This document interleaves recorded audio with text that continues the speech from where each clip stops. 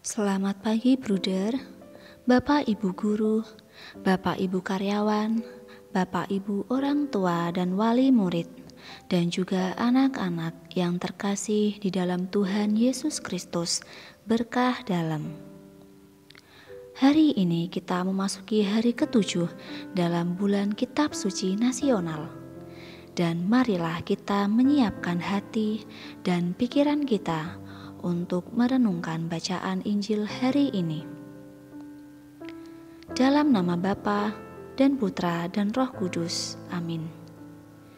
Bacaan diambil dari Injil Lukas, bab 6, ayat 12 sampai dengan 19.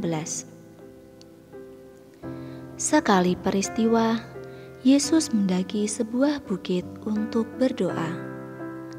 Semalam-malaman, ia berdoa kepada Allah.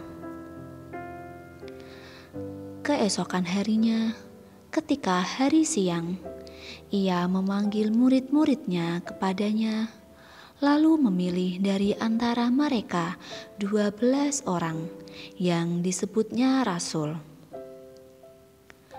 Mereka itu ialah Simon, yang juga diberinya nama Petrus, dan Andreas saudara Simon, Yakobus dan Yohanes, Filipus dan Bartolomeus, Matius dan Thomas, Yakobus anak Alfeus, dan Simon yang disebut orang Zelot, Yudas anak Yakobus, dan Yudas Iskariot yang kemudian menjadi pengkhianat.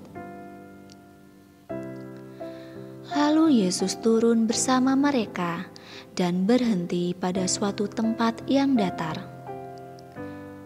Di situ berkumpul sejumlah besar dari murid-muridnya dan banyak orang lain yang datang dari seluruh Yudea dan dari Yerusalem dan dari daerah pantai Tirus dan Sidon.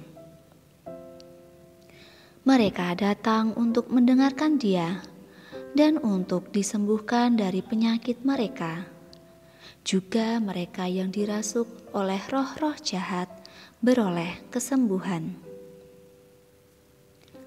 Dan semua orang banyak itu berusaha menjamah Dia, karena ada kuasa yang keluar daripadanya, dan semua orang itu disembuhkannya.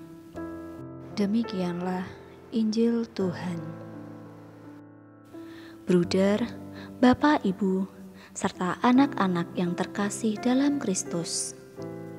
Baru saja kita mendengarkan sabda Tuhan yang diambil dari Injil Lukas, bab 6 ayat 16 sampai dengan 19. Dari bacaan tersebut dikisahkan bahwa Tuhan Yesus memanggil ke-12 para rasul. Ke-12 rasul yang dipanggil Yesus masing-masing disebutkan namanya.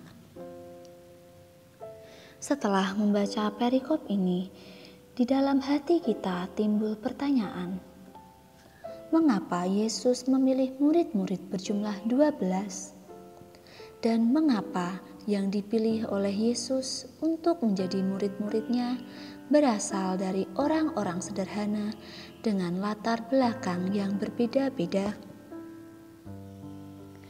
Menjawab pertanyaan yang pertama, kalau kita renungkan dengan cermat, ternyata bukan sekedar asal-asalan. Pasti di balik semuanya itu ada hal yang melatar belakanginya. Yesus adalah orang Israel dari keturunan suku Yehuda. Seperti kita tahu bahwa Bapa Abraham adalah bapa umat beriman.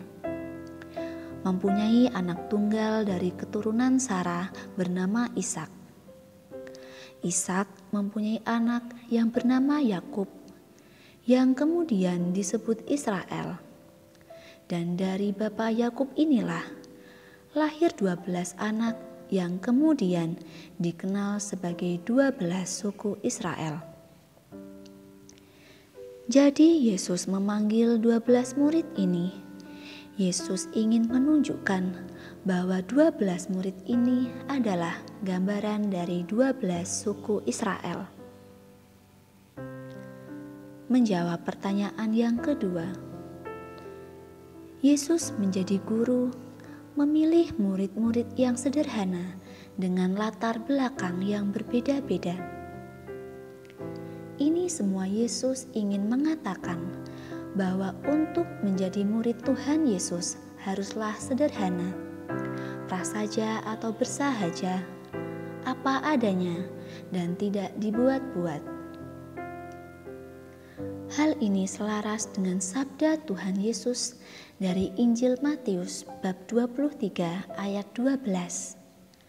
Barang siapa meninggikan diri akan direndahkan, dan barang siapa merendahkan diri akan ditinggikan.